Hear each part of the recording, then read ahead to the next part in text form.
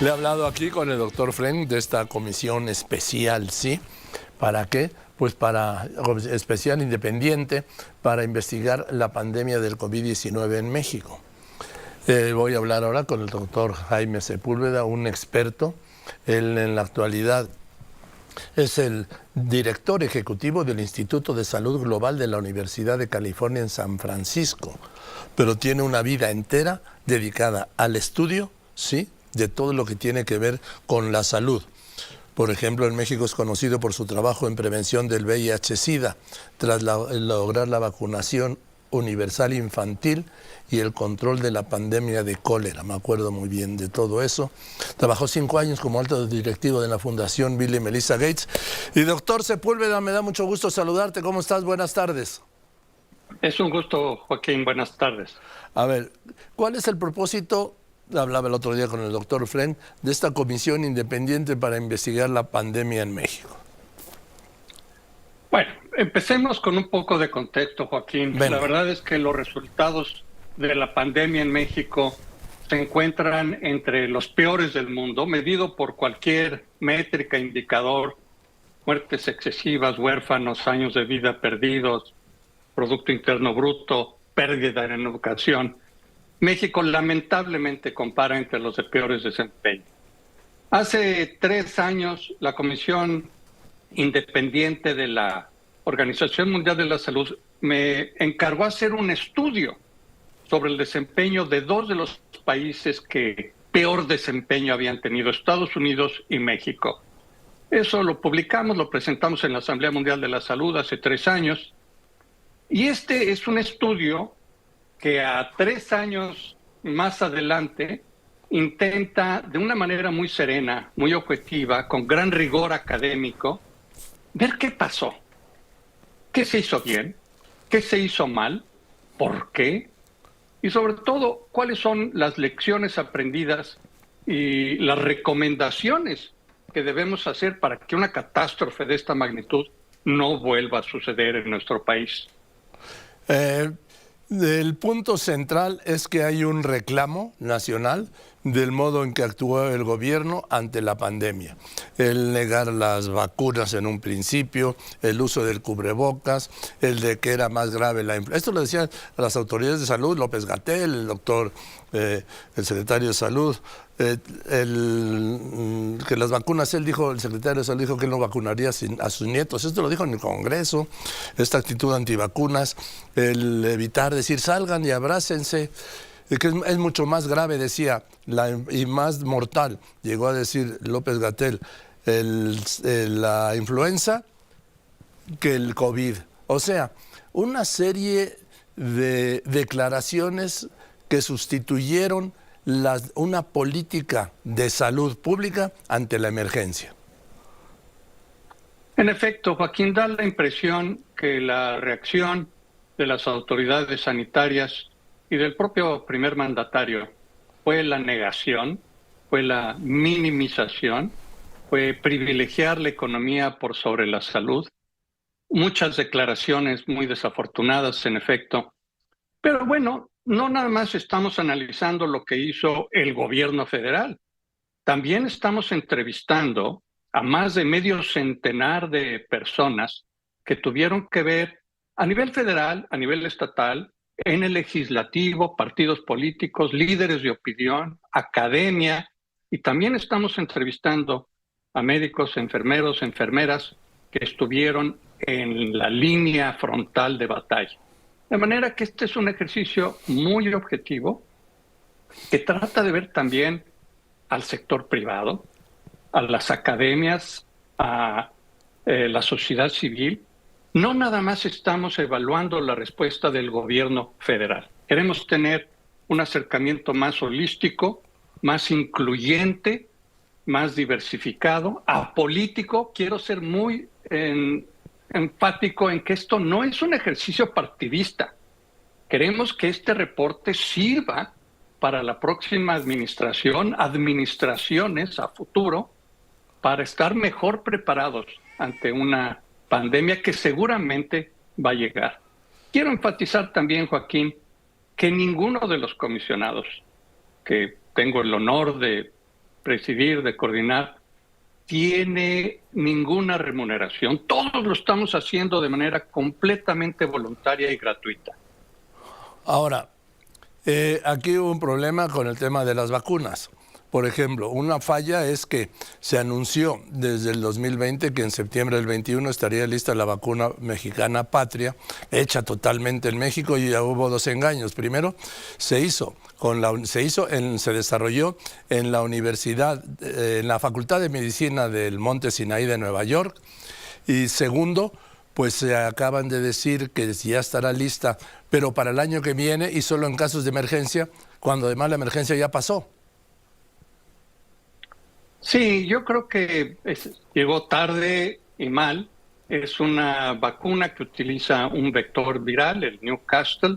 Es posiblemente una vacuna que pudiera funcionar, aunque utiliza el virus original de Wuhan.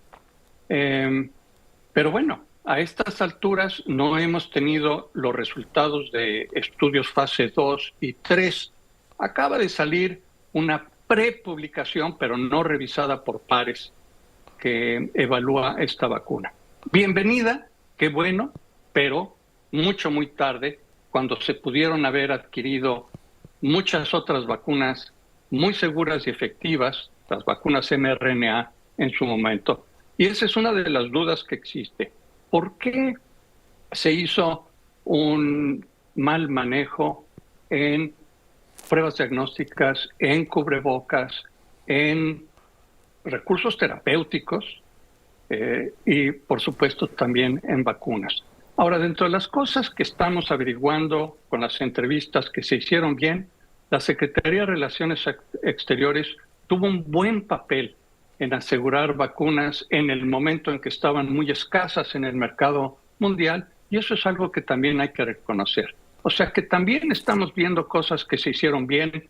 El centro Banamex, pues realmente fue un gran éxito entre iniciativa privada, fundaciones, Ciudad de México, hicieron un buen papel. O sea que estamos tratando de ser muy incluyentes y objetivos. Ahora, también se vio que, por ejemplo, en la Ciudad de México, el gobierno de la Ciudad de México tenía un esquema de vacunación, no un esquema, una organización de vacunación, y en los estados había otras diferentes. Sí, pues ahí hubo un distanciamiento entre entidades federativas con la federación y su vocero. La verdad es que, por ejemplo, en Jalisco, estuvieron desesperadamente tratando de conseguir cubrebocas, equipos de protección personal, también medicinas y vacunas, y pusieron dinero incluso, pero la federación no les permitieron hacer las compras. La Ciudad de México también hizo cosas buenas con mucho mayor número de pruebas diagnósticas, distanciándose de los dictados de la federación. Y de López-Gatell. Y de López-Gatell. Claramente hubo un distanciamiento entre Claudia Sheinbaum y López-Gatell. Algunos de los funcionarios en relaciones exteriores en Ciudad de México y el vocero. Claro que sí. Ahora, México se dedicó a comprarle vacunas a Cuba, la Abdala, y a Rusia, la Sputnik, cuando no están reconocidas por la Organización Mundial de la Salud, y que tengo entendido que solo protegen de la primera expresión o del primer virus, el de Wuhan, ¿no? Bueno, ahí hay un problema doble. En primer lugar, esas vacunas se hicieron por ordenamientos políticos, no por base técnica. La vacuna Sputnik, de hecho, es una vacuna doble que utiliza dos vectores virales distintos. ¿Cuál están utilizando para refuerzos? No se sabe. Y ciertamente utilizan, en el mejor de los casos, la secuencia genética del virus original de Wuhan. Entonces, no están reconocidas por la FDA, por la Organización Mundial de la Salud, y su adquisición obedece estrictamente a una decisión política, no técnica, cuando cuestan lo mismo y se podrían haber adquirido otras vacunas mucho más seguras y efectivas. Finalmente, cuando se levanta la emergencia, el gobierno autoriza que particulares importen la AstraZeneca y la Pfizer. Sí, por fortuna ya ahora en el mercado privado se pueden adquirir vacunas mRNA, Moderna y Pfizer. Fueron finalmente autorizadas por COFEPRIS, si mal no recuerdo, en noviembre de 2023. Eso, digamos, se debió haber hecho hace muchísimo tiempo. Pero bueno, más vale tarde que nunca. Una de las secuelas de esta pandemia y del mal manejo de la pandemia es que se perdieron años de esperanza de vida, doctor Sepúlveda. Se perdieron 4 años de esperanza de vida. Cuéntenos, explíquenos qué es esto, doctor. A ver, la esperanza de vida es un indicador que se mide a partir de número de fallecimientos a lo largo de una vida, y eso llega a un cálculo. Cada país se estima que tiene en cualquier lugar entre 60 y 85 años de esperanza de vida al nacer. México ya había llegado a una esperanza de vida muy similar a la que tenía Estados Unidos hace 4 años. Sin embargo, la pandemia tuvo tal mortalidad. ¿Cuál era, doctor? Estábamos hablando de 72 años para México y poco más para Estados Unidos, sí. Pero ya nos estábamos acercando mucho. Al haber esta mortalidad tan brutal en gentes jóvenes sobre todo, porque la mortalidad en México fue mucho más patente en jóvenes que en adultos mayores, es que se pierde 4 años de esperanza de vida. Pero también se perdió 8% del Producto Interno Bruto. Y lo que es más dramático, 250,000 huérfanos. Eso. Y no hablemos de las viudas y viudos, 800,000 personas fallecieron a consecuencia del COVID. Y además, ¿qué pasó con la educación? ¿Cuántos años de educación se perdió en México porque los niños no tenían educación a distancia? La mayor parte de los niños pobres en México no tenían acceso a educación a distancia. Muchos de esos niños ni siquiera van a poder regresar a la escuela después de 2 o 3 años de interrupción. De manera que estas consecuencias del COVID, el impacto, si bien la transmisión ya se declaró que se terminó, la verdad es que el impacto de la pandemia COVID-19 en México lo vamos a sentir todavía por muchos años más. Sí, todavía vamos, esto va para largo porque, es más, va a haber secuelas que todavía no se conocen. Puede ser, ¿no, doctor Sepúlveda? Secuelas por lo que se llama COVID largo. Hay muchos individuos que lamentablemente después de sufrir la enfermedad conservan un cuadro clínico de fatiga, de confusión mental y otras consecuencias que puede durar meses. Esto está muy claramente demostrado. El COVID largo, en inglés se le llama el long COVID, eso es en individuos. Pero nuestro país también va a sufrir un COVID largo por estas consecuencias de las que hablo. La gente que perdió su casa, que perdió a su pareja, a sus hijos, a sus padres, años de escuela, años de vida perdido, que nos va a llevar mucho tiempo recuperar. Por ejemplo, un caso dramático, el de los casi 250,000 de huérfanas y huérfanos, sin que exista un plan de gobierno de ayuda a este 250,000 de niños huérfanos de padre o madre. Llama la atención que en México, en efecto, no hubo los apoyos económicos que se dieron en prácticamente todos los países de la OECD. México fue una excepción, pero bueno, estoy hablando de que el impacto económico va a durar mucho tiempo en esas familias que perdieron su casa, su coche, tuvieron que vender o endeudarse para pagar las deudas. Es muy triste y es una obligación moral, es una obligación cívica la que tenemos nosotros como comisionados por analizar qué pasó. Un análisis pausado, a profundidad, discutido públicamente, como deben tratarse los problemas colectivos en una sociedad democrática. Eso es una obligación que sentimos como tributo, como respeto a todas las personas que perdieron la vida, a sus familiares, y para que esto no nos vuelva a suceder, Joaquín. Nada más, si me permite un apunte final, doctor Sepúlveda. Y cuando me dicen, no, a México no le fue tan mal, tengo entendido que es el tercer país con el mayor número de muertes. Yo siempre pongo el ejemplo de Japón. Japón tiene aproximadamente el mismo número de habitantes, 130 millones de habitantes, y murieron 57,000 personas. Aquí 800,000. Bueno, al hacer un análisis comparativo con otros países, y no tenemos que compararnos con países ricos como Japón, que pueden tener mucho más recursos.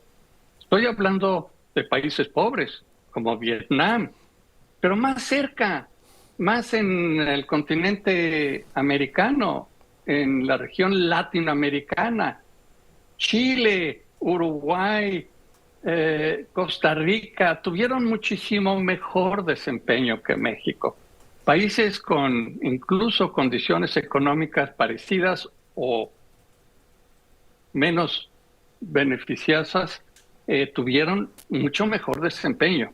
O sea que aquí es lo que distingue que el manejo de la epidemia en México es el que tuvo el impacto sobre los indicadores tan negativos, porque otros países latinoamericanos en condiciones económicas semejantes o menos favorecidas tuvieron mejor desempeño.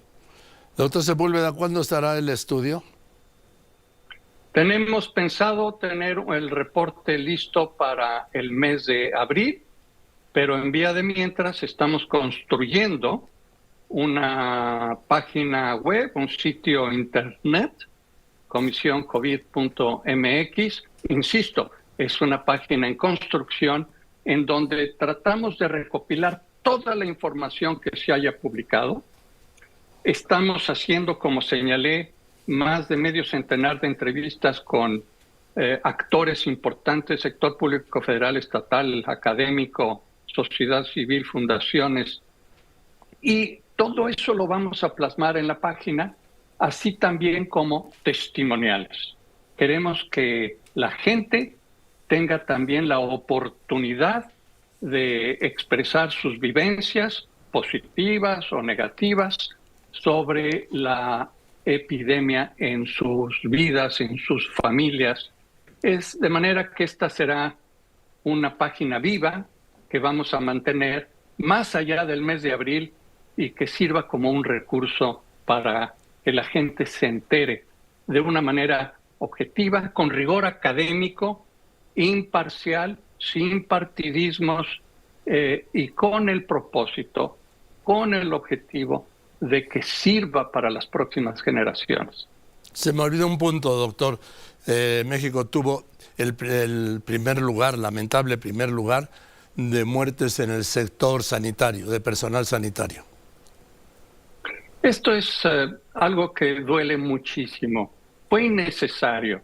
México no protegió a su personal de salud. No se les dieron los equipos de protección personal. No se entrenó adecuadamente a los médicos en el uso de ventiladores. Intubarse en México prácticamente era equivalente a fallecer, porque solamente muy pocos hospitales y médicos saben utilizar bien un ventilador. Suponer que se proveyeron ventiladores en hospitales y que eso era el remedio, no, porque se tiene que acompañar de un entrenamiento y de un equipo para que ese ventilador funcione adecuadamente. La mortalidad en México es la más alta en personal de salud en el mundo y esto también es una lección. Y también recuerdo ver que médicos y enfermeras saliendo de sus largas jornadas de trabajo eran hostigadas por la población.